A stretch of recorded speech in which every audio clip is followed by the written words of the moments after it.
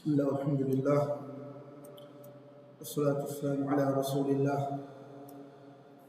وعلى آله وصحبه ومن تبعهم بإحسان إلى يوم الدين. السلام عليكم ورحمة الله وبركاته.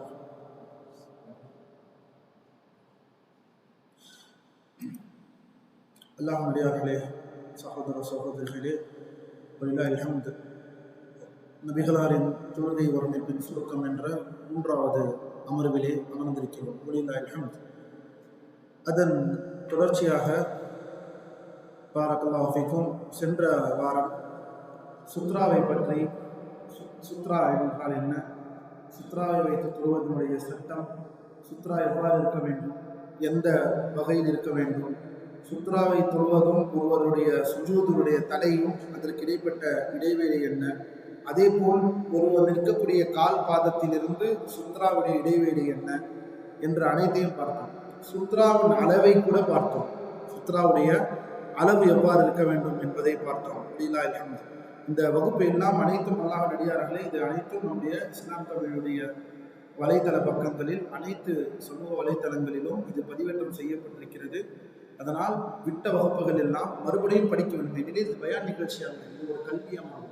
கல்வி அமர்வு என்றால் காலத்திற்கும் படித்த கல்வியை மறக்காமல் இருக்க வேண்டும். அதுதான் முதல் நோக்கம். அல்லாஹ் தூதர் ஸல்லல்லாஹு அலைஹி வஸல்லம் என்ன துஆ கேட்டார்கள்? அல்லாஹும்ம இன்னி அஊது பிக மின் இல்மின் லா யன்ஃபா. அல்லாஹ்வே, படித்தும் நான் பயன்பெறாத கல்வியை விட்டு என்னை பாதுகாத்துவிடு. நான் படித்தும் சென்ற வாரம் படித்தும் அந்த கல்வியை எனக்கு பயன் தராமல் இருக்கின்றதில் அப்படிப்பட்ட கல்வியிலிருந்து என்னை பாதுகாக்கும். ஏனெனில் கல்வி என்றால் அந்த கல்வியின் மூல விஷயம் அல் இல்மு நாஃபி. அந்த இல்மு நமக்கு பிரயோஜனமாக இருக்கணும், பயனுள்ள கல்வியாக இருக்க வேண்டும். வெறுமன ஒரு நாள் ஒரு அமர்விலே அமர்ந்து, அந்த கல்வி அமர்விலே அமர்ந்து அது நமக்கு பிரயோஜனம் தரவில்லை என்றால் எப்படி பிரயோஜனம் தராமல் இருக்கும், எப்படி நாஃபியாக இல்லாமல் இருக்கும்? ஒன்று, படித்ததை மறந்திருக்கும், அல்லது படித்ததின்படி அமல் செய்யாமல் இருக்கும். இந்த இரண்டும் மாபெரும் ஒரு முசீபத். அதனால் அல்லாஹ் நடிகார்களே, படித்ததை மறக்காமல் இருக்கக்கூடிய மக்களாக அல்லாஹ் நம்மை ஆக்குவானாக. படித்ததை அதன் பக்கம் அமல் செய்யக்கூடியவனாக அல்லாஹ் நம்மை ஆக்குவானாக. அதோடு பாரக்கல்லாஹு ஃபீக்கும், இன்றைய வகுப்பிலே நாம் செல்வோம். அல்ஹம்துலில்லாஹ். எந்த விஷயத்தில் நாம் இருந்து கொண்டிருக்கிறோம் என்றால், சுத்ராவை பற்றி இறுதியாக 2 விஷயத்தை சொல்கிறார்கள் ஷேக் அவர்கள். என்ன சொல்கிறார்கள்? ويتوجه إلى السترة مباشرة لأنه الظاهر من الأمر بالصلاة إلى السترة، وأما التحول عنها يمينا أو يسارا بحيث أنه لا يصعد إليها صمدا فلم يثبت. وتجوز الصلاة إلى العصا المغروزة في الأرض أو نحوها، وإلى شجرة أو أسطوانة، وإلى امرأته المضطجعة على السرير وهي تحت لحافها، وإلى الدابة ولو كان جملا. அல்லாஹ் நடிகார்களே, பாரக்கல்லாஹு ஃபீக்கும். இறுதியாக ஷேக் அவர்கள் என்ன சொல்கிறார்கள் என்றால், சுத்ராவுடைய விஷயத்தில், சுத்ராவை பார்த்தீர்கள் என்றால் உடனடியாக தொழுகையிலே சுத்ரா இல்லாமல் ஒரு நிலைக்கு வந்து விடுகிறீர்கள். இமாம் தொழுதற்கு பிறகு ஒரு சில ரக்காத்துகளை நீங்கள் தொழாமல் பாக்கி ரக்காத்தை தொழுவதற்கு எந்திருக்கிறீர்கள் என்றில் அந்த இடத்தில் நீங்கள் தனியாக மறுபடியும் ஆகி விடுகிறீர்கள். நான் ஏற்கனவே சொன்னேன், இமாம் இருக்கும் பொழுதுதான் சுத்ரா நமக்கு, இமாம் தான் நமக்கு சுத்ரா. நாம் பின்னாடி நின்று தொழுவோம். தொழுகை முடிந்து விட்டது, இமாம் தொழுகையிலிருந்து வெளியேறிவிட்டார். நீங்கள் தொழுகை, அந்த ஜமாத்துடைய தொழுகை என்ற தொழுகையிலிருந்து வெளியேறிவிட்டீர்கள். ஏனெனில் நீங்கள் கதா செய்து கொண்டிருக்கிறீர்கள். அதாவது அந்த தொழுகை விட்ட ரக்காத்தை தொழும் பொழுது நீங்கள் சுத்ரா இல்லாத நிலையில் தொழாமல் இருக்க வேண்டும். சுத்ராவை நோக்கி நீங்கள் நகர வேண்டும். அதற்காக எப்படிப்பட்ட அந்த நகருதல் இருக்க வேண்டும்?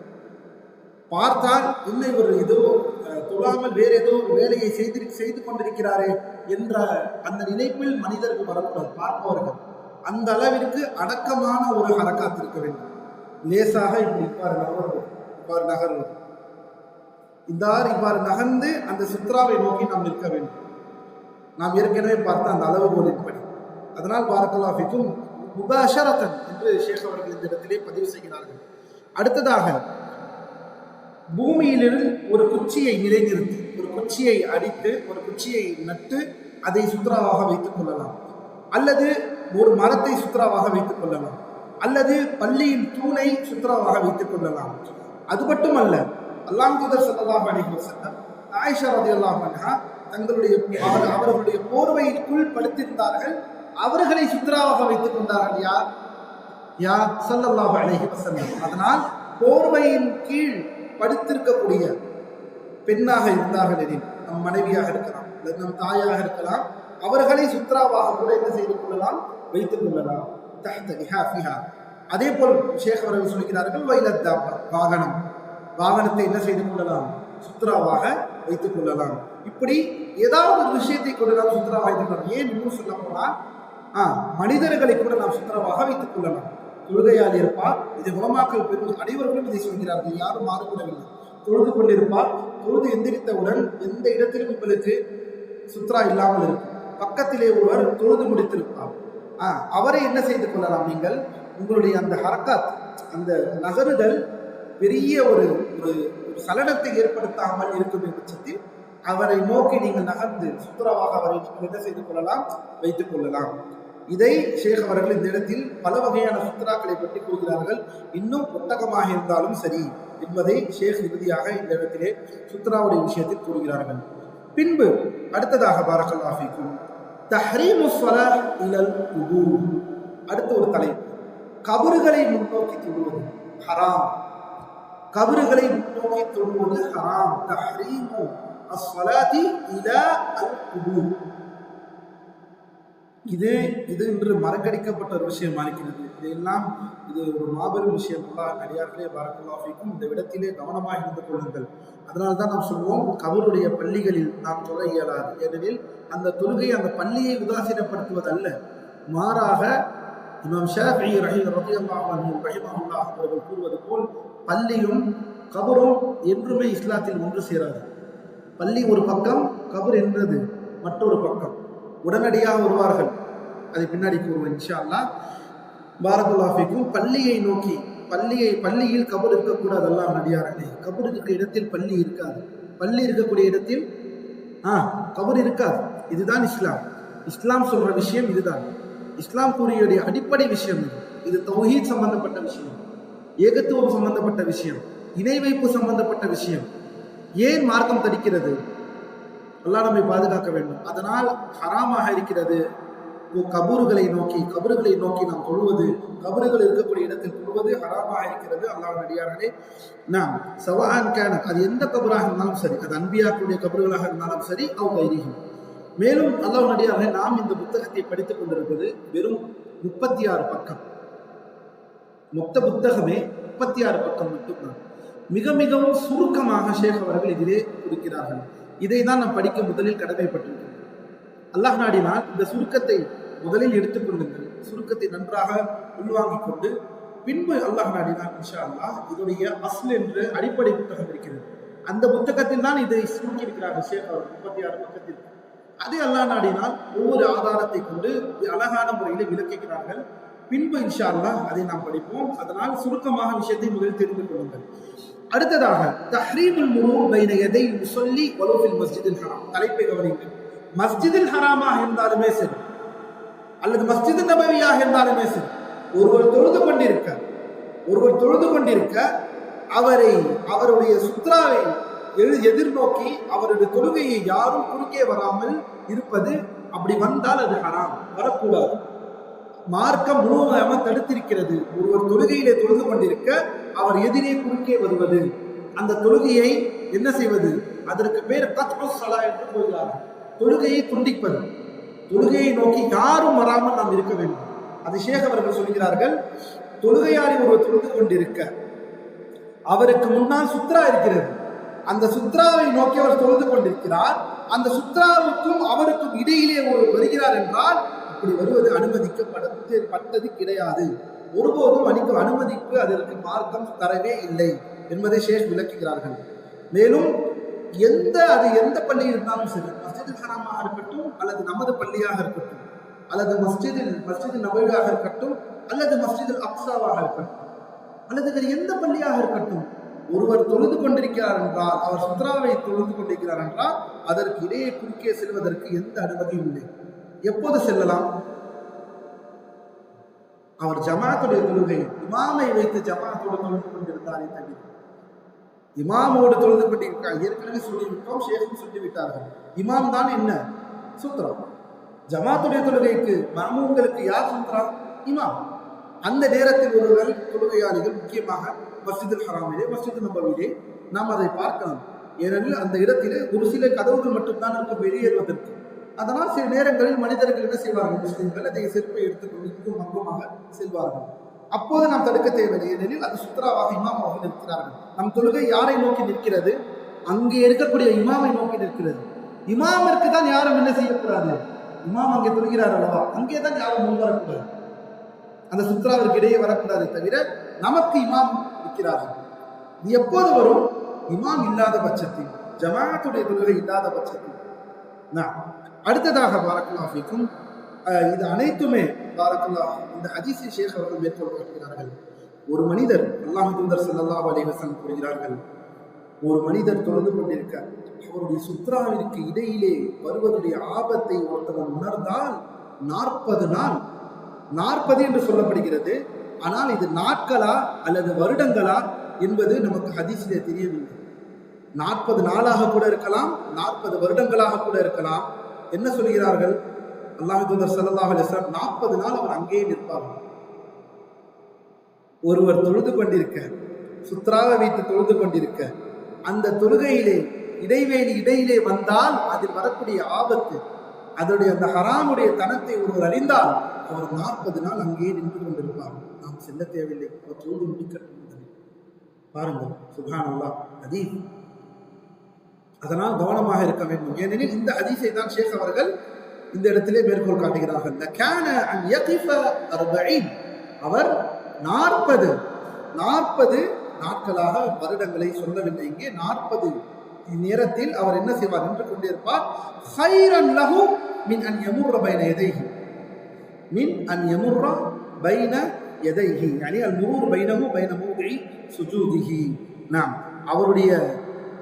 அவருக்கு நடுவிலே, அவருடைய சுத்ராவிற்கு நடுவிலே செல்வதை விட அவர் அங்கேயே நிற்பது அவருக்கு மாபெரும் சிறந்த ஒரு விஷயமாக இருக்கிறது என்று ஷேக் அவர்கள் சொல்கிறார்கள். அடுத்ததாக இப்போது குறுக்கே வருபவரை பற்றி பார்த்தோம். குறுக்கே வரக்கூடாது என்று நாம் எல்லாம் தெரிந்து கொள்வோம். சரியா?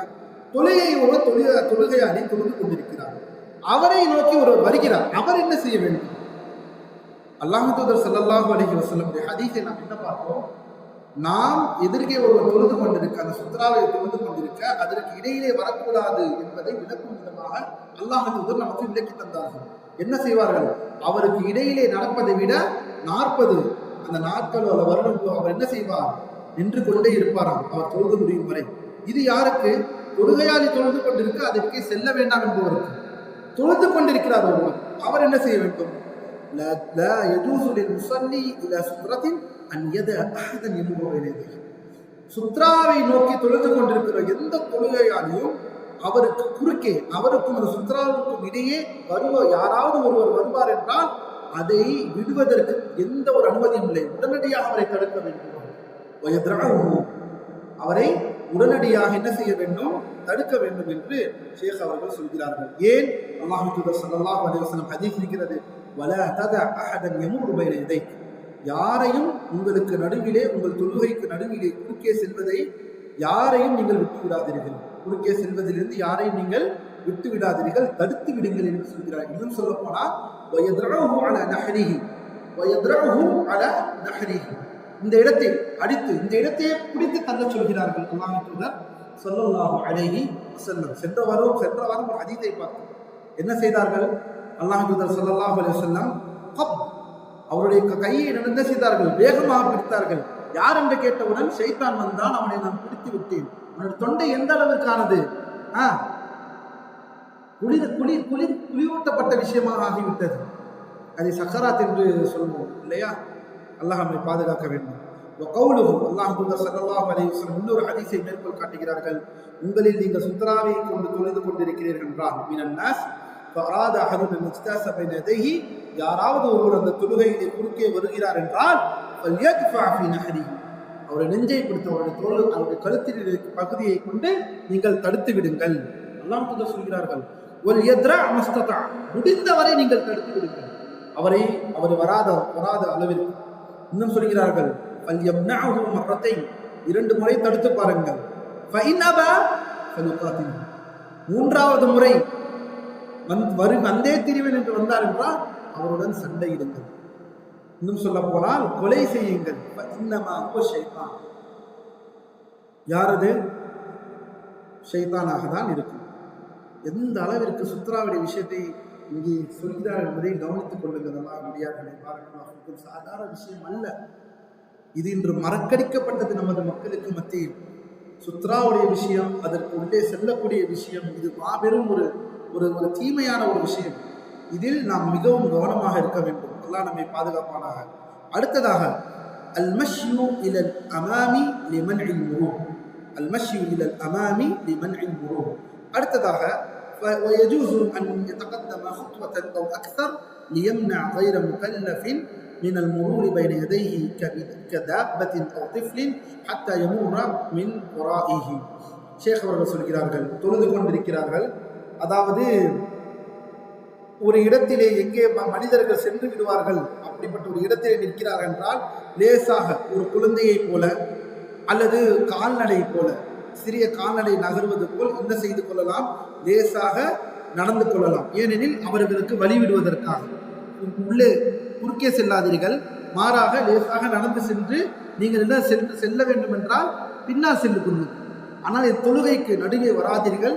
இது மாபெரும் தடுப்பாக மார்க்கம் நமக்கு சொல்கிறது என்று ஷேக் அவர்கள் இடத்திலே விளக்குகிறார்கள். அதே போல தொழுகை எது துண்டிக்கும்? தொழுகையை மறுபடியும் தொழ வேண்டும். மார்க்கத்தில் 3 விஷயம் இருக்கிறது. இவர்கள் நடுவிலே குறுக்கே வந்துவிட்டால், இவர்கள் நடுவிலே குறுக்கே வந்துவிட்டால் தொழுகை பாத்திலாகி விடுகிறது, மறுபடியும் தொழக்கூடிய சூழல் ஏற்படுகிறது. எவ்வாறு? ما يقطع الصلاة وإن من أهمية السترة في الصلاة أنها تحول بين المصلي إليها وبين إفساد صلاته. சுத்ராவுடைய அஹம்மியத் என்ன, சுத்ராவுடைய முக்கியத்துவம் என்ன, எதை நோக்கி சுத்ராவை தொழுகிறாரோ அதற்கும் அந்த தொழுகையை பாழ்படுத்தாமல் இருப்பதற்காகத்தான் என்ன சுத்ரா. அப்படி இருக்கும் பொழுது பில் முரூரி பைன யதைஹி பிஹிலாஃப் அல்லதி லம் யத்தஹித்ஹா பிஹிலாஃப் அல்லதி லம் யத்தஹித்ஹா. ஆனால் ஒருவேளை இந்த சுத்ரா இல்லாமல் ஒருவர் தொழுது கொண்டிருக்கிறார். அப்படி தொழுது கொண்டிருக்கக்கூடிய ஒருவர் ஃபஇன்னஹு யக்தஉ ஸலாத்தஹு, அவருடைய தொழுகை சில நேரம் சுத்ரா இல்லாமல் தொழுது கொண்டிருப்பவர் அவருடைய சுத்ரா இல்லாமல் தொழுது கொண்டிருக்கக்கூடிய சூழ்நிலையால் 3 விஷயங்கள் அவரை எதிர்நோக்கி நடந்தால், அந்த தொழுகை அவருடைய தொழுகைக்கு முன்னால் சென்று விட்டால் தொழுகை பாத்திலாகிவிடும். யார் அவர்கள்? பெண், ஒரு பாலிகான பெண், வயதிற்கு வந்த பெண், பருவ வயதை அடைந்த பெண், நம்முடைய மனைவியும் நம்முடைய தாயும் நமக்கு எதிரே வந்து விட்டார்கள் என்றால், சுத்ரா வைக்காமல் தொழக்கூடியவரை பற்றி பேசிக் கொண்டிருக்கிறோம். வந்து விட்டார்கள் என்றால் என்ன ஆகிறார்கள்? ஒரு தொழுகை இதாகி விடுகிறது. யக்தவு ஸலாத்துஹுன் என்று சொல்கிறார்கள். இரண்டாவது அல்-ஹிமா, கழுதை. வகதாலிக அல்-ஹிமா. மூன்றாவது வல் கல்புல் அஸ்வத், கருப்பு நிற நாய். வல் கல்பு அல் அஸ்வத், கருப்பு நிற நாய். இந்த 3ம் யக்தவு ஸலாத்தஹு, தொழுகை என்ன செய்துவிடும்? தொழுகையை பாழ்படுத்திவிடும். பாலிகான பெண், இதுதான் மிகவும் முக்கியமான விஷயம். இதுதான் அதிகமாக நடப்பதற்கென்று வாய்ப்பு. வீட்டிலே பெண்கள் இருப்பார்கள். அல்ஹம்துலில்லாஹ். அல்லாஹ் நடிகார்களே, தொழுகையை நின்று தொழுவது, சுத்ராவை மேற்கொள்வது, சுத்ராவுடைய சட்டங்கள், நாம் எதிரே கவனமாக இருக்க வேண்டும், யாரையும் நம் தொழுகைக்கு இடையிலே வரவிடாமல் தடுப்பது என்ற அனைத்து விஷயத்தையும் அல்ஹம்துலில்லாஹ் பார்த்துவிட்டோம். அடுத்த தலைப்பு அந்நியா. இதுவரை 2 விஷயம் பார்த்திருக்கிறோம். ஒன்று இஸ்திக்பாலுல் கிப்லா, முதல் வாரம் பார்த்தது, கிப்லாவை நோக்கி, அதில் உள்ள தலைப்பு தான் இத்தனை. இரண்டாவது நியத், இரண்டாவது கியாம், நிற்பது. அந்த நிற்பதில் என்ற தொழுகையை நின்று தொழுவது என்ற அந்த தலைப்பின் கீழ் தான் இதுவரை நாம் பார்த்தோம். ஏனெனில் சுத்ரா எங்கே வருகிறது? தொழுகையை நின்று தொழுவதன் கீழ் வருகிறது. இந்த 2ம் முடிந்துவிட்டது. மூன்றாவது அந்நியத். நிச்சயமாக தொழுகையை தொழுபவர் நியத் வைக்க வேண்டும். அல்லதி லிஸ்ஸலா அல்லதி காம இலைஹா வ தஈனு பிகல்பிஹி. எந்த இடத்தில் நியத் வைக்க வேண்டும்? இன்று நான் ஸலாத்துல் ஸுஹரை தொழ நான் நியத் வைத்து விட்டேன், இதுவா? இன்று நான் இந்த நோன்பை நவைத்து சோமகதின் இதெல்லாம் இல்லை. அல்லாஹ்வின் நீயத் என்பது மஹல்லுஹா கல்ப். நீயத்துடைய மஹல், நீயத்துடைய இடம் அல் கல்ப். நீயத்துடைய இடம் என்ன? அல் கல்ப். உள்ளம்தான் நீயத்துடைய இடமாக இருக்கிறது. வாயால் முழுவது நீயத் அல்ல என்பதை தெளிவாக உணர்ந்து கொள்ளுங்கள். ஷேக் அவர்கள் கூறுகிறார்கள், எவ்வாறு தொழுகை, தொஹருடைய தொழுகை என்பதால் தொஹருடைய தொழுகையை நான் தொழப்போகிறேன் என்று வாயால் தான் சொல்லப்பட லேசாக முணுமுணுப்பது. அப்படி முணுமுணுத்தால் தான் நீயத் எனக்கு வைத்த மாதிரி இருக்கிறது என்றால் அல்லாஹ் அடியார்களே, இது வஸ்வாஸ். அந்த தொஹருடைய தொழுகைக்கு வீட்டிலிருந்து எந்திரிக்கிறீர்கள் அல்லவா, செய்கிறீர்கள் அல்லவா, அதுவே நீங்கள் நீயத்து வைக்கிறீர்கள் என்பதற்கு அடையாளம். உங்கள் செயல்கள் அதை நோக்கிதான் உங்கள் உடம்பு அதை நோக்கிதான் செயல்படுகிறது. அப்படி இருக்கும்போது நீங்கள் இன்னும் நீயத்து வைக்கவில்லை என்று நீங்களே உங்களை நினைத்துக் கொண்டு உங்களை ஏமாற்றிக் கொண்டார்கள். ஒரு செயலுக்காக தான் எந்திருக்கிறீர்கள், தொழுகைக்காக தான் எந்திரித்து வருகிறீர்கள். இன்னும் நான் நீயத்து வைக்க வேண்டும் என்று பண்ணிக் கொண்டிருக்கிறீர்களா? தொஹருடைய வக்தில் வருகிறீர்கள், உது செய்கிறீர்கள், பள்ளிக்குள் நுழைகிறீர்கள், இமாம் சொல்லவுடன் எந்திரித்து நிற்கிறீர்கள். இது எல்லாம் உங்கள் நீயத்தின் அடிப்படையில் தான் இருக்கிறது. இது அனைத்தும் உங்கள் நீயத் இருந்ததால் தான் இத்தனை செயல்களும் நீங்கள் செய்தீர்கள். ஆமாவா இல்லையா? ஆனால் யார் எங்கே கொண்டு வந்தார் இந்த விஷயத்தை? நீயத் என்றால் அந்த இடத்திலே நான் அது விதத்தாக இருக்கிறது. மார்க்கம் அவ்வளவு கஷ்டமான மார்க்கமாக இல்லை. நீயத் என்பது மனதால் கல்வியிலே வருவது என்பதை நாம் தெளிவாக புரிந்து கொள்ள வேண்டும். அது எந்த நீயத்தாக இருக்கலாம்? தொஹருடைய தொழுகை, கடமையான தொழுகை, அல்லது சுன்னாவுடைய தொழுகை. இந்த நியத் என்பது ஷர்த் அல்லது ருக்ன். ஏனெனில் தொழுகையில் அந்த நேரமே இருக்கிறது, உள்ளும் வரலாம் வெளியிலும் ஏற்படலாம். நிபந்தனை நியத் இருக்க வேண்டும். அதனால் அது ரொம்ப இலகுவான விஷயம். அந்த செயல்கள் அனைத்துமே ஆதாரமா இருக்கிறது. நீங்கள் தொழுகைக்கு நியத் எப்போ வைத்து விட்டீர்கள் என்று. அதே போலத்தான் இன்னும் சொல்கிறாங்க, நோன்பிலே நியத் வைப்பது. சஹருக்கு நாளை நோன்பு பிடிக்கிறேன் என்று சஹருக்கு எந்திரிப்பது, அதுவே ஒரு ஆதாரம். எந்திரிக்க வேண்டும் என்று படுப்பது, சஹருக்கு எந்திரிப்பது, நோன்பு பிடிக்கதானே எந்திரிக்கிறீர்கள், அதுதான் நீயத், அதுதான் நீயத்தாக இருக்கிறது. அல்லாஹ் நடிகார்களே, அடுத்ததாக பார்க்கலாம், அம்ம தலஃபுது பிஹாதா பிலிசானி, நாவை கொண்டு முன்மொழிவது பித்அத், சுன்னாவுக்கு முரண்பட்ட விஷயம்.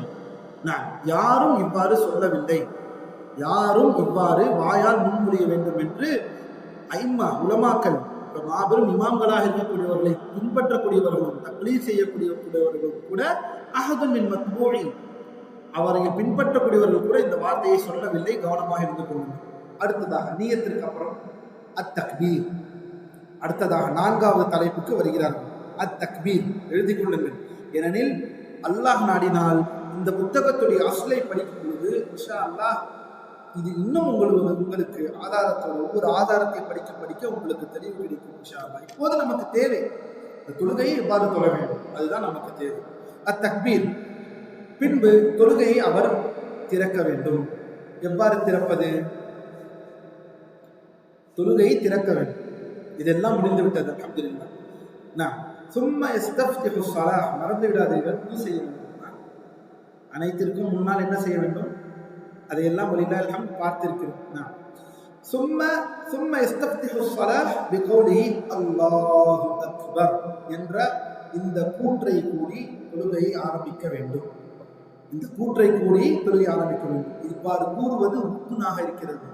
அல்லாஹ்வின் அடியார்களே, ருக்குன் என்றால் தெரிந்தோ தெரியாமலோ மறந்தோ மறக்காமலோ நீங்கள் இதை செய்யாமல் விட்டுவிட்டீர்கள் என்றால் உங்களுடைய தொழுகை பாழாகிவிடும். அப்படி என்றால் என்ன?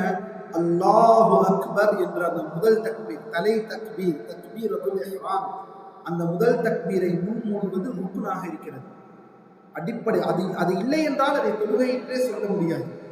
அதனால் கவனித்துக் கொள்ளுங்கள். வேகமாக இன்று எவ்வளவு நேரத்தில் தவறுகள் நடந்து கொண்டிருக்கிறது.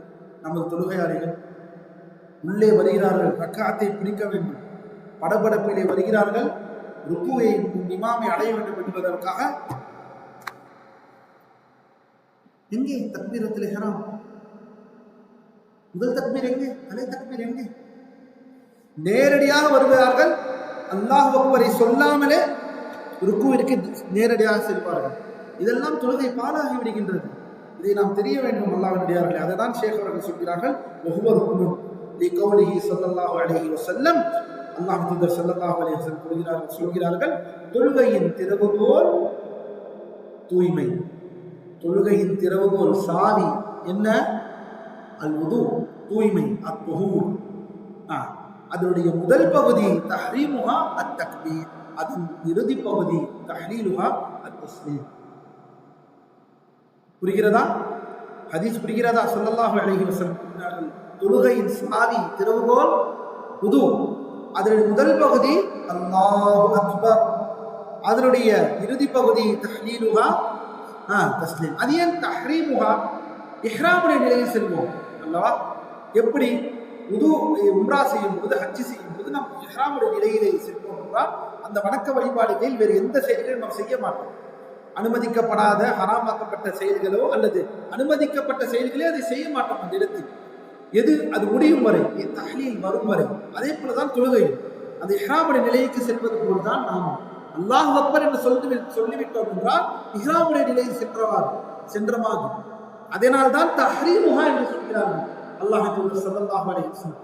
தஹ்ரீமுஹா இஹ்ராமுடைய நிலை, இந்த தொழுகையுடைய முதல் நிலை அல்லாஹ் அக்பர், இறுதி நிலை அத்-தஸ்லீம். அடுத்ததாக ஷேக் அவர்கள் சொல்கிறார்கள், ولا يرفع صوته بالتكبير في كل الصلوات الا اذا كان اماما. இமாமாக இருக்குமே பட்சத்தில் தான் எல்லா நேரத்திலும் அல்லாஹு அக்பர் அல்லாஹு அக்பர் என்ற அந்த தக்பீர் சொல்லில் முதல் மட்டுமா தக்பீர் சொல்லணும்? இறையிடத்தில் தக்பீர் வரும். ருக்குவுக்கு செல்லும் போது ஒரு தக்பீர் இருக்கிறது, அல்லாஹு அக்பர் சமி அல்லாஹு லிமன் ஹமீதா. பின்பு சஜ்தாவுக்கு செல்வோம், அல்லாஹு அக்பர். இந்த அனைத்து தக்பீரையும் சத்தமிட்டு சொல்வது இமாமிற்கு மட்டும்தான். ஆனால் மக்மூமாக பின்னால் சொல்லக்கூடியவர்களுக்கு முதல் தக்பீரை மட்டும்தான் அவர்கள் என்ன செய்ய வேண்டும்? சப்தமிட்டு சொல்ல வேண்டும், அல்லாஹு அக்பர் என்று. ஆனால் மற்ற தக்பீரை இமாம் அவர்கள் எல்லா தக்பீரையும் சப்தமிட்டு சொல்ல வேண்டும் என்பதை ஷேக் அவர்கள் சொல்கிறார்கள். அடுத்ததாக தொழுகையாளிகள் ஒரு சில நேரத்தில் இமாம் தொழுது கொண்டிருக்க, இமாம் தக்பீர் சொல்ல முஅத்தினாக இருப்பார், பின்னால் தொழக்கூடியவர் முஅத்தினாக, அல்லது முஅத்தின் இல்லாமல் இருக்கலாம், வேறு ஒரு மனிதராக இருப்பார். அவர் என்ன செய்யலாம்? இமாமுடைய தக்பீரை என்ன செய்யலாம்? மக்களுக்கு சொல்ல வேண்டும், ஒரு சூழ்நிலை ஏற்படும். ஏனெனில் அதில் ஒரு சில சூழ்நிலை சொல்கிறார் ஷேக் அவர்கள். இமாமிற்கு உடல்நிலை சரியில்லாமல் இருந்தால், இமாமிற்கு சப்தமிட்டு சொல்ல முடியாத ஒரு சூழ்நிலை இருந்தால், அல்லது அவருடைய குரல் மெல்லிய குரலாக இருந்தால், அல்லது கஸ்ரத்துல் முஸல்லீன் கல்ஃபஹு, நிறைய தொழுகையாளிகள். இது எங்கே நடக்கிறது?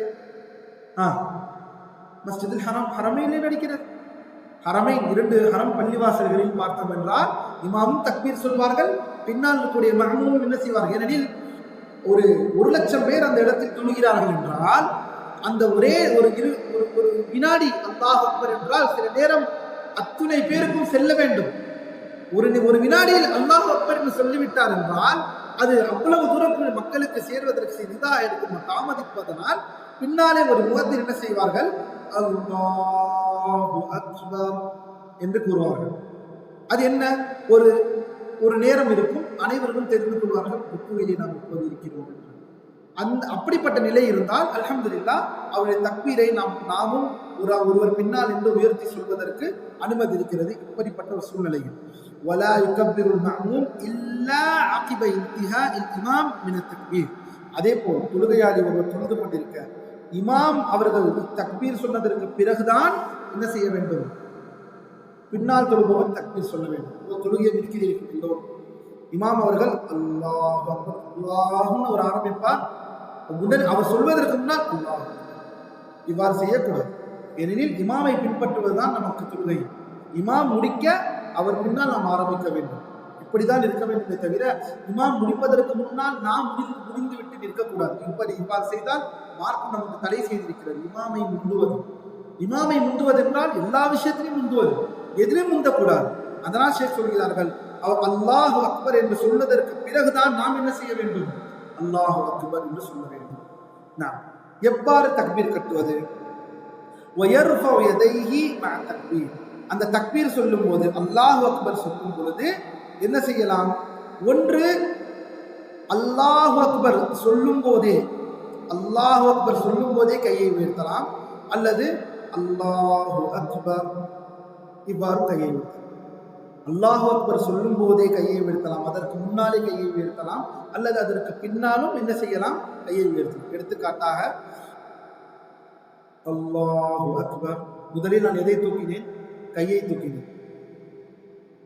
இவ்வாறும் செய்யலாம். பாருங்கள், அல்லாஹு அக்பர். இப்போது கையை இரண்டாவதாக தூக்கினேன். இப்படியும் செய்யலாம். அல்லாஹு அக்பர் ஒரேடியாக. இவ்வாறு வேணாலும் செய்து கொள்ளலாம். அடுத்ததாக குல்லு தாலிக சாபித்துன் சுன்னா. எவ்வாறு தூக்க வேண்டும்? யர்ஃபஅஹுமா மம்தூதாத்தில் அஸ்வாபி, கையை விரித்தவாறு, கையை விரித்தவாறு. இவ்வாறும் விரிக்கக்கூடாது, இவ்வாறும் விரிக்கக்கூடாது. அதே போல் கவனித்துக் கொள்ளுங்கள், கையை நன்றாக பார்த்துக்கணும். இவ்வாறும் இருக்கக்கூடாது, அதே போல் இப்படியும் வைக்கக்கூடாது, இப்படியும் வைக்கக்கூடாது. நார்மலாக பொதுவாக ஒரு கை வைத்தால் எப்படி வைப்போம்? இந்த இப்படிதான் வைக்க வேண்டும். எந்த இடத்தில் வைக்க வேண்டும்? பார்த்தீர்கள் ஹத்வ மன்கிப். மன்கிப் என்றால் ஷோல்டர், தோள்பட்டை. தோள்பட்டை மன்கிப் என்றால் தோள்பட்டை. தோள்பட்டைக்கு நேராக. இது ஒன்று, இது ஒரு சிஃபத். ரசூல் ஸல்லல்லாஹு அலைஹி வஸல்லம் தோள்பட்டைக்கு நேராக தூக்கி இருக்கிறார்கள். இன்னொரு சிஃபத்தும் இருக்கிறது, இவ்வாறும் தூக்கினார்கள்.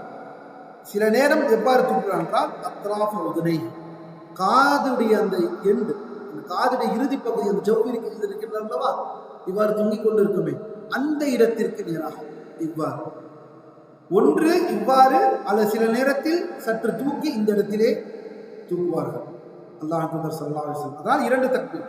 அல்லாஹு அக்பர் என்று தோள்பட்டை கீழ் வருவது நேராக மன்கிப், அல்லது அல்லாஹு அக்பர் என்று.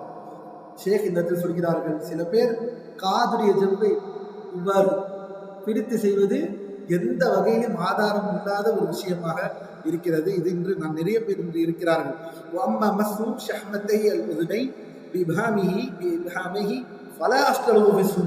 சுன்னாவில் இப்படி ஒரு அடிப்படையே இல்லை.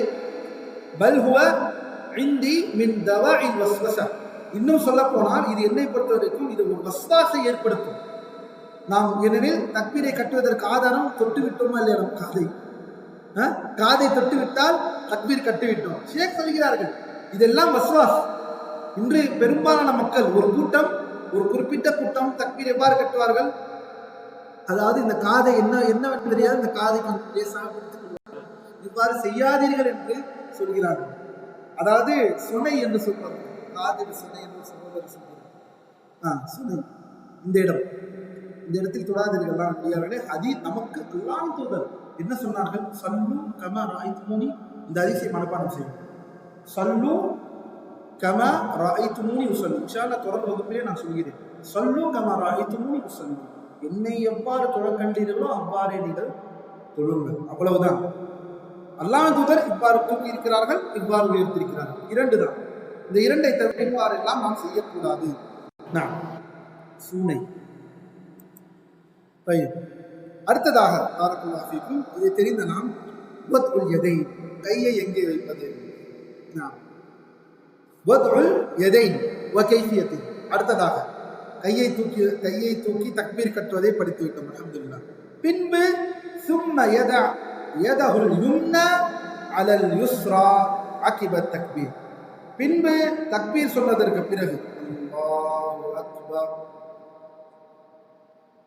அல்லாஹு அக்பர், இவ்வாறு தக்பீர் கட்டினதற்கு பிறகு என்ன செய்ய வேண்டும்? தன்னுடைய வலது கை இடது கையின் மேல் தன்னுடைய வலது இந்த கையை இந்த இடத்திலே அவர் என்ன செய்ய வேண்டும்? இவ்வாறு பிடிக்க வேண்டும். மேலும் சொல்கிறார்கள், சுனனின் அன்பியா அலைஹி ஸலாத்து வஸ்ஸலாம், அன்பியாக்களுடைய சுன்னாவாக இருக்கிறது. நபி மட்டுமல்ல, ஒரு நபி அல்ல, அன்பியாக்களுடைய சுன்னாவாக இருக்கிறது. அல்லாஹ் தூதர் ஸல்லல்லாஹு அலைஹி வஸல்லம் இந்த சஹாபாக்களை இவ்வாறு தான் கட்டளையிட்டார்கள். ஏன் இந்த இடத்தில் சொல்கிறார்கள்? ஏனெனில் இவ்வாறு அல்லாஹு அக்பர் என்று இவ்வாறு கையை விடுவது கூடவே கூடாது என்பதை நூலாசிரியர் நமக்கு ஞாபகப்படுத்துகிறார்கள். நபிமார்களின் சுண்ணாவாக இருக்கிறது. இன்னும் சொல்ல போனால் அல்லாஹ் நம்மை பாதுகாக்க அல்லாஹ்வே இதற்கு எந்த ஒரு தரீலும் இல்லை. இவ்வாறு கையை கீழே போட்டிருப்பது எங்கே நிற்கிறீர்கள்? கடைவீதியாக நிற்கிறீர்கள். அல்லாஹ் முன்னால், ரப்பு முன்னால், அச்சகன் முன்னால் எவ்வாறு தொழ வேண்டும் என்று அனுப்பப்பட்ட அந்த மாணவி நமக்கு கற்றுத் தந்திருக்கிறார்கள். ஏன் நாம் இவ்வாறு கையை விட வேண்டும்? கை வலிக்கிறதா?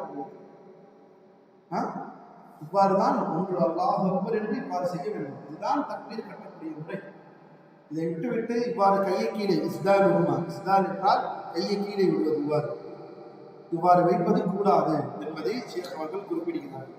நான் எந்த இடத்தில் வைக்க வேண்டும்? இந்த கையுடைய இடது கையுடைய முன்பகுதி, இடது கையுடைய முன்பகுதியின் மேல் வலது கையை வைக்க வேண்டும். என்றால் என்ன? ருஸ்க் என்றால் இந்த இடம்,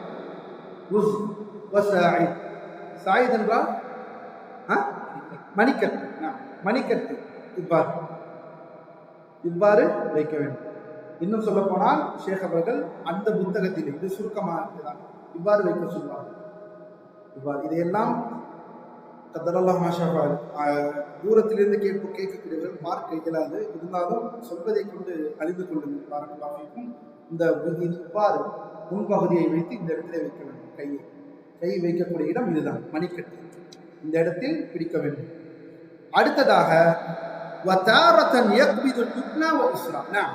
பிடிப்பது மட்டுமல்ல, நான் முதலில் சொன்ன ஷேக் அவர்கள் முதலில் இப்படி சொல்கிறார்கள். இப்படியும் வைக்கலாம், அதாவது இப்படி இப்படி அல்லது இப்படி பிடிப்பது. சில நேரம் ஸல்லல்லாஹு அலைஹி வஸல்லம் பிடிப்பார்கள், இவ்வாறு கையை பிடித்துக் கொள்வார்கள், மூணு விரலை வைத்து இவ்வாறு பிடித்துக் கொள்வார்கள். சில நேரம் இப்படி வைப்பார்கள். ஆனால் ஷேக் அவர்கள் சொல்கிறார்கள், சில நேரம் சில பேர் என்ன செய்கிறார்கள், ரெண்டத்தையும் செய்ய வேண்டும் என்று ஒரே தொழுகை, சில நேரம் இப்படி, சில நேரம் இப்படி, சில நேரம் இப்படி, சில நேரம் இப்படி எல்லாம் செய்யக்கூடாது.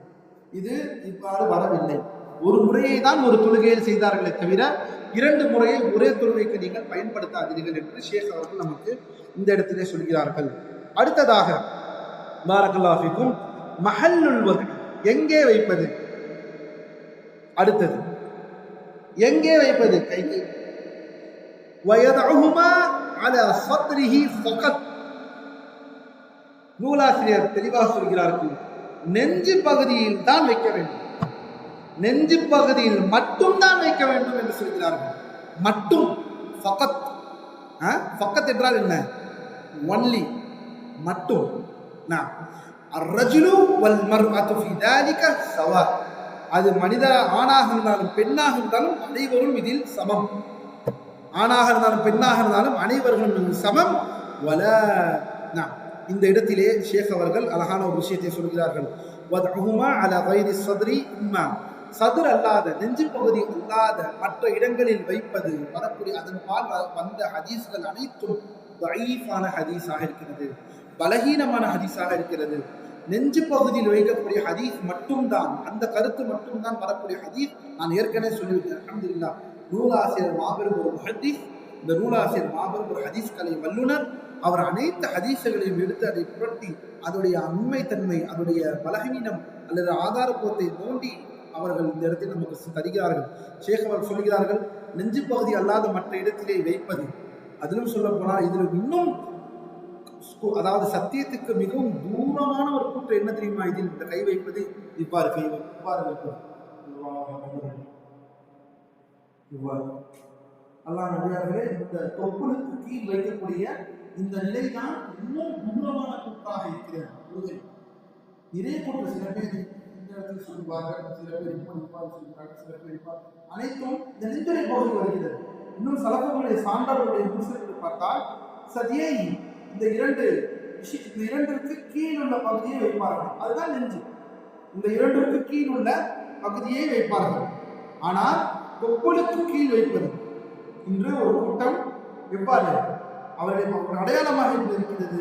இவ்வாறு அதுவும் இவ்வாறு காதை இருந்து சூனையை பிடித்து இவ்வாறு தொட்டுவிட்டு கீழே வைப்பார்கள். சிரிப்பதற்கல்ல, இது கவலைப்பட வேண்டும். நம் முஸ்லீம்கள் இவ்வாறு கூலமாக சும்மாவிலே எவ்வளவு கூலமாக இருக்கிறார்கள் என்பதை நினைத்து நாம் கவலைப்பட கடமைப்பட்டிருக்கிறோம். அல்லாஹ் அவர்களுக்கு நேர்வழியை செலுத்துவானாக. ஹதீஸின் பக்கம் திரும்ப வேண்டும். ஏனெனில் இவ்வாறு தொப்புளுக்கு கீழ் வைப்பது அல்லது இன்னும் சொல்லப்போனால் அல்லாஹ் நம்மை பாதுகாக்க வேண்டும், மர்ம உறுப்பிலே வைத்த அளவிற்கு கூட நாம் பார்த்திருக்கிறோம் இந்த தொழுகையை தொழக்கூடியவர்கள். அல்லாஹ் பாதுகாக்க வேண்டும். அடுத்ததாக அல்லாஹ் அடியார்களே பாரக்கல்லாஹு ஃபீக்கும், நீ கையை வைப்பது நெஞ்சு பகுதி என்றால் இந்த இடம் கவனித்துக் கொள்ளுங்கள். இந்த இடம், அதனால் அதில் முபாரகா செய்யாதீர்கள், அதாவது வரம்பு மீறி கொடுக்காதீர்கள். இவ்வாறு இந்த இடத்தில் இது நெஞ்சில் கழுத்து பகுதி வந்துவிடும். அல்லாஹ் நம்மை பாதுகாக்க. இது நெஞ்சு பகுதியாக வராது, இது கழுத்து பகுதியில் போய்விடும். இவ்வாறு எல்லாம் வைப்பது அது உங்களுக்கும் கஷ்டமாக ஆகிவிடும், தொழ முடியாது. தொழுவதற்கு துமானினா மிக முக்கியமான விஷயம். அமைதி இருக்க வேண்டும், உள்ள அமைதி இருக்க வேண்டும், நிம்மதி இருக்க வேண்டும்.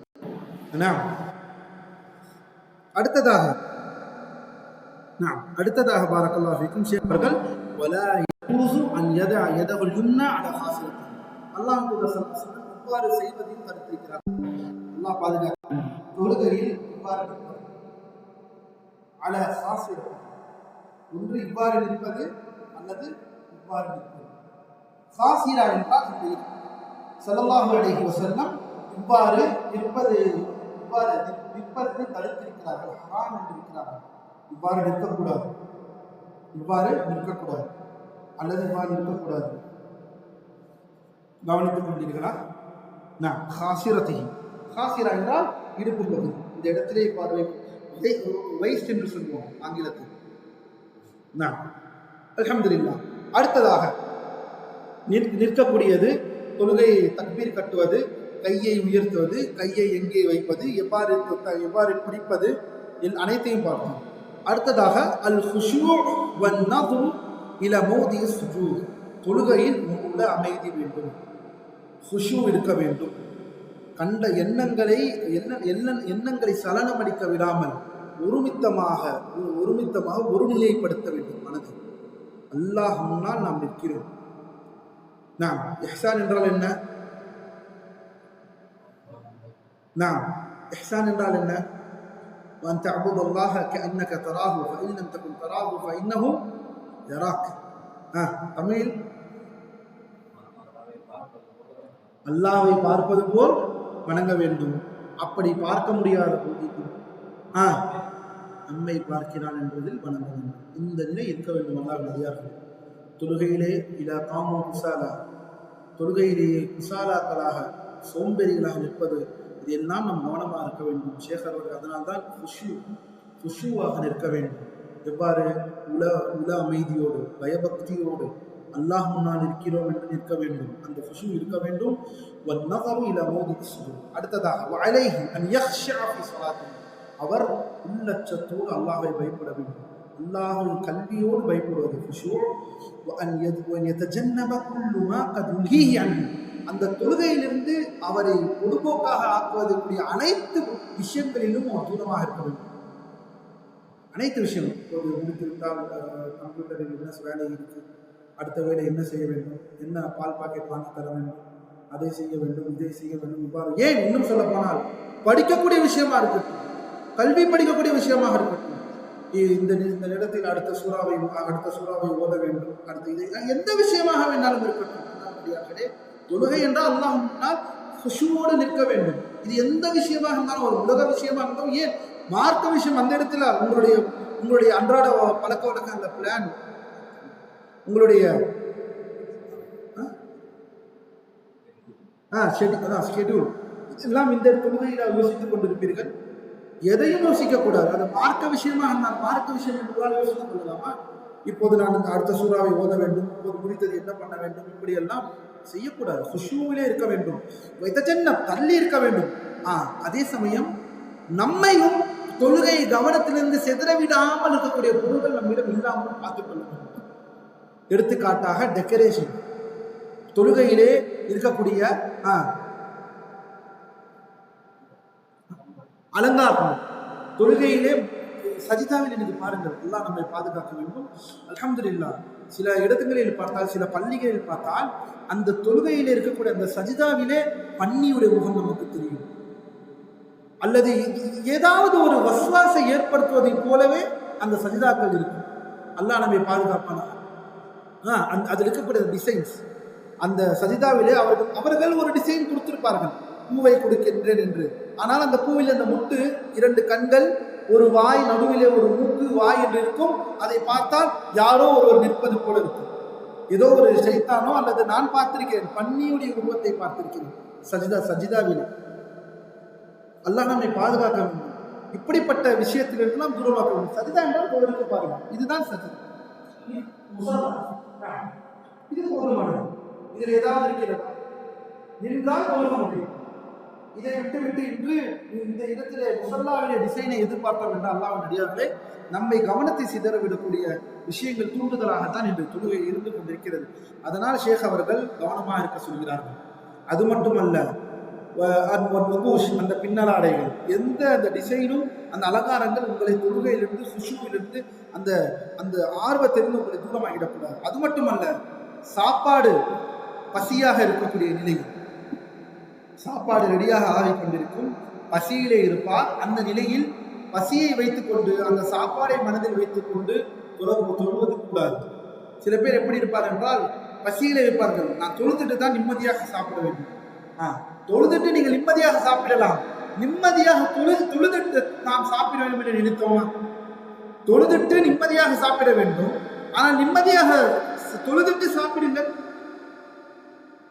அப்படி என்றால் என்ன?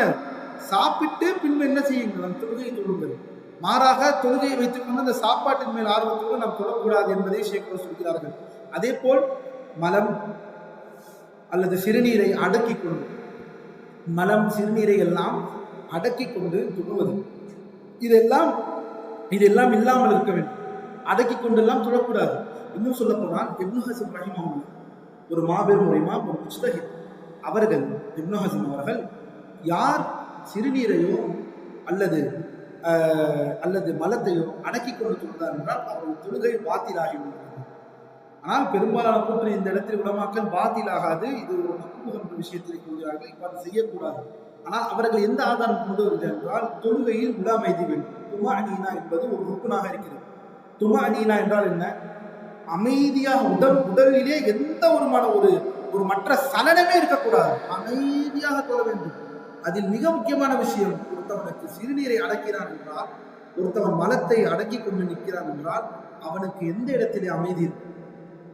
அமைதி என்பது முழுமையாக போய்விடுகிறது, அவன் தொழுகை பாலாகி விடுகிறது என்று இப்னு ஹஸம் ரஹிமஹுல்லாஹ் அவருடைய கிதாபுல் முஹல்லாவிலே பதிவு செய்கிறார்கள்.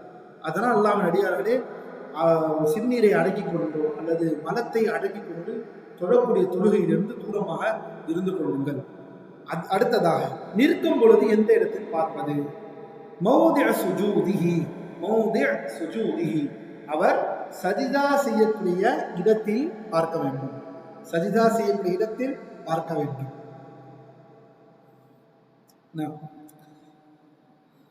அடுத்ததாக, இதில் ஒரு மிக முக்கியமான விஷயம் இருக்கிறது. அல்லாஹ் நானால் பின்னால் பார்ப்போம் இன்ஷா அல்லாஹ். ஏனெனில்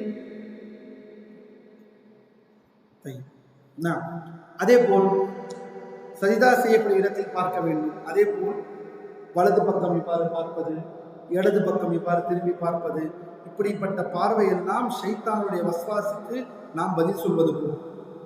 அதனால் தயவு செய்து வலது பக்கம் இடது பக்கம் எல்லாம் பார்க்கக்கூடாது. அதே சமயம் வானத்தை மேலே நோக்கி கண்ணை உயர்த்துவது முனாஃபிக்கினுடைய பண்பு, நயவஞ்சர்களுடைய பண்பு. தொழுகையை மேலே நோக்கி எல்லாம் பார்ப்பது, இங்கே பார்ப்பது, அங்கே பார்ப்பது, அப்படி பார்ப்பது, இப்படி பார்ப்பது. அல்லாஹ் நம்மை பாதுகாக்க வேண்டும். மிக இன்று இந்த விஷயத்திலே கவனித்துக் கொண்டு அல்லாஹ் அடியார்களே, தொழுகையே வேண்டும் என்றால், தொழுகை நிற்க பார்க்கிறீர்கள் என்றால் நேராக கிப்லாவை நின்று பாருங்கள், தொழுகும். அப்படி தொழ முடியவில்லை என்றால் சஜிதா செய்யக்கூடிய இடத்திலே நின்று சஜிதா செய்யக்கூடிய இடத்தில் பாருங்கள். அந்த இடத்தை தேவை எங்கேயும் பார்க்கக்கூடாது. யார் வருகிறார், யார் போகிறார், யார் என்ன செய்கிறார். இன்னும் சொல்லப்போனால் தலையை லேசாக இவ்வாறு பார்ப்பது. இப்படிப்பட்ட பழக்கத்திலிருந்து தூரமாகுங்கள். இதெல்லாம் செய்யக்கூடாது. இதெல்லாம் உங்கள் தொழுகையுடைய அந்த உடல்நிலையிலிருந்து உங்களை தூரமாக்கிவிடும், பாழ்படுத்திவிடும். பின்பு அல்ஹம்துலில்லாஹ், நிற்பது, தக்பீர் கட்டுவது, அடுத்ததாக பார்த்த அனைத்து விஷயங்களையும் நாம் பார்த்து விட்டோம். துஆ உல் இஸ்திஃப்தாஹ், தொழுகையை திறவுவோம். தொழுகையை எவ்வாறு திறப்பது, தொழுகையை எவ்வாறு இந்த இடத்திலே திறப்பது, ஒரு சில துஆக்கள், கிட்டத்தட்ட நிறைய துஆக்கள் இருக்கிறது ஆரம்பம் செய்ய வேண்டும். ஏனெனில் அல்லாஹ் அக்பர் என்பது என்ன? முதல் தக்பீர் ருக்கு. அதை விடுவதே கூடாது. தெரிந்தோ தெரியாமலோ விட்டுவிட்டீர்கள் என்றால் கவனமாக இருந்து கொள்ளுங்கள். ருக்குனாக இருக்கிறது, வேகமாக வந்து நேரடியாக ருக்குவிற்கு செல்வது கூடவே கூடாது. அல்லாஹ் நடிகாக பின்பு தக்பீர் கட்டிவிட்டீர்கள், அல்லாஹு அக்பர் என்று கட்டிவிட்டு இதெல்லாம் செய்துவிட்டு எந்த இடத்தில் பார்க்க வேண்டும் என்பதையெல்லாம் சரியாக இவ்வாறு நின்றுவிட்டு குஷியோடு உள்ள அமைதியோடு பயபக்தியோடு நின்றதற்கு பிறகு என்ன ஓத வேண்டும்? நிறைய துவாக்கள் இருக்கிறது. அதில் ஒரு துவா, சுப்ஹானக அல்லாஹும்ம வ பிஹம்திக வ தபாரக இஸ்முக வ தஆல ஜத்துக வ லா இலாஹ கைருக என்ற இந்த அழகிய இந்த துவா. இது சிறிய துவா. இன்னும் நிறைய துவாக்கள் இருக்கிறது. அதில் சிறிய இந்த துவாவை என்ன செய்யுங்கள்? மனப்பாடம் செய்து கொள்ளுங்கள். அல்லாஹை பரிசுத்தப்படுத்துகிறோம். சுப்ஹானக, யா அல்லாஹ், அனைத்து குறைகளிலிருந்து, அனைத்து கேடான விஷயங்களிலிருந்தும் குறைகளிலிருந்து உன்னை நாங்கள் தூய்மைப்படுத்தும். ரப்பல் ஆலமீன், நீ சுத்தமானவன், பரிசுத்தமானவன், உன்னுடைய புகழ். அதே போல் உன்னுடைய பெயர் அனைத்து பரக்கத்தையும் உடையதாக இருக்கிறாய். உன்னுடைய மகத்துவம் உயர்ந்ததாக இருக்கிறது. ஜத்துக தஆல, ஜத் என்றால் இந்த இடத்தில் மகத்துவம். ஜத்து என்றால் இந்த இடத்தில் என்ன? தாத்தா அல்ல. இந்த இடத்தில் ஜத் என்றால் மகத்துவம். மகத்துவம் உயர்ந்தது. கடைசியிலே தௌஹீதை கொண்டு முடிக்கிறோம். வலா இலாஹ கைருக, உன்னை தவிர வணங்கப்படக்கூடியவன் நீயின்றி யாரும் இல்லை என்ற இந்த துவாவை ஆரம்பம் செய்ய வேண்டும். ஆனால் ஷேக் இந்த இடத்தில் சொல்கிறார்கள், நாம் இது சாபித்தாக இருக்கிறது, இதில் அல்லாஹ் முதலுடைய கட்டளை இருக்கிறது, அதனால் இதை சொல்லாமல் சூரா ஃபாத்திஹாவை ஓதாதீர்கள். இதை சொல்லாமல் அல்ஹம்து சூராவை ஓதாதீர்கள். சுப்ஹானக அல்லாஹும்ம வ பிஹம்திக வ தபாரக இஸ்முக வ தஆல ஜத்துக வ லா இலாஹ கைருக. இதை சொல்லாமல் நீங்கள் என்ன செய்யாதீர்கள்? சூரா ஃபாத்திஹா போகாதீர்கள். அம்ர் இதிலே சபத்தாக இருக்கிறது, சாபித்தாக வந்திருக்கிறது. எம்பகி அல் முஹாஃபத் அலைஹி. இது சொல்லவில்லை என்றால் தொழுகை பாலாகி விடுமா என்றால் அது வேறு. நான் எதை ருக்குன் என்று சொல்கிறேனோ அதை தான் ருக்குன். ஷேக் எதை ருக்குன் என்று சொல்கிறாரோ அதுதான் ருக்குன். இதுவரை எதை ருக்குனாக பார்த்தோம்? அதற்கு முன்னால்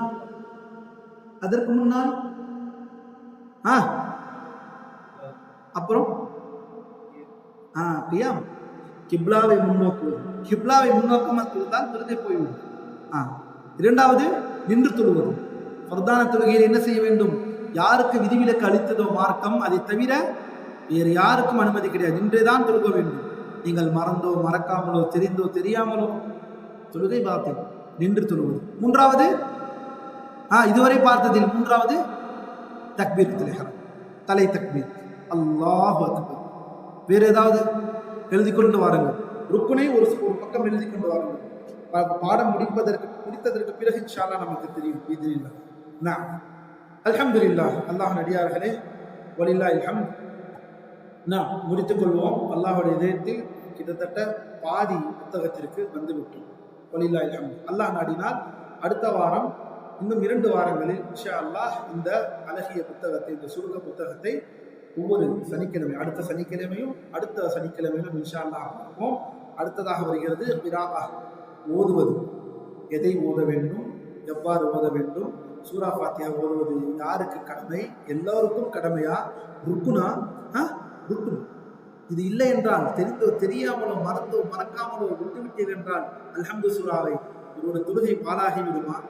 சரி, எல்லா ரக்காத்திலும் ஓத வேண்டுமா? 4 ரக்காத்திலும் ஓதியாக வேண்டுமா? அல்லது ஃபஜ்ருடைய தொழுகை, இமாம் சப்தம் விட்டு ஓதக்கூடிய தொழுகையில் நாம் ஓத தேவையில்லையா? கேட்டால் மட்டும் செவிமட்டால் மட்டும் போதுமா? இந்த அனைத்து சட்டங்களையும் அல்லாஹ் நாடினா இன்ஷா அல்லாஹ் தஆலா.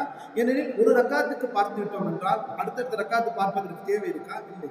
வெறுமன தஷஹுதிலே அமர்வது, இறுதியாக தஸ்லீம் சொல்வது. அதனால் ஒரு ரக்காத்து பார்ப்போம் விட்டது என்றால் முடிந்து விட்டது தொழுகையுடைய நிலை. அதனால் தான் 36 பக்கத்தில் சுருக்கமாக ஷேக் அவர் அழகான வைத்திருக்கிறார்கள். இன்னும் 2 வகுப்புகளில் அல்லாஹ் நாடினால் இந்த வகுப்பை நாம் முடிப்போம் நல்லபடியாக பிஇத்னில்லாஹ். அதனால் எழுதி கொள்ளுங்கள்.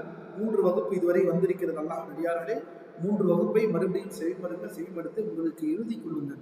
எழுதினால் மட்டும்தான், ஏனெனில் இது எப்போது தமிழாக வரும் நமக்கு தெரியாது. உங்களுக்கு நீங்கள் எழுதி கொள்ளுங்கள். உங்கள் பிள்ளைகளுக்கு நீங்கள் கற்றுத்தாருங்கள். பாரக்கல்லாஹு ஃபீக்கும். சுப்ஹானக்கல்லாஹும்ம வ பிஹம்திக, அஷ்ஹது அல்லா இலாஹா இல்லா அன்த, அஸ்தக்ஃபிருக வ அத்தூபு இலைக். அஸ்ஸலாமு அலைக்கும் வ ரஹ்மத்துல்லாஹி வ பரகாத்துஹு.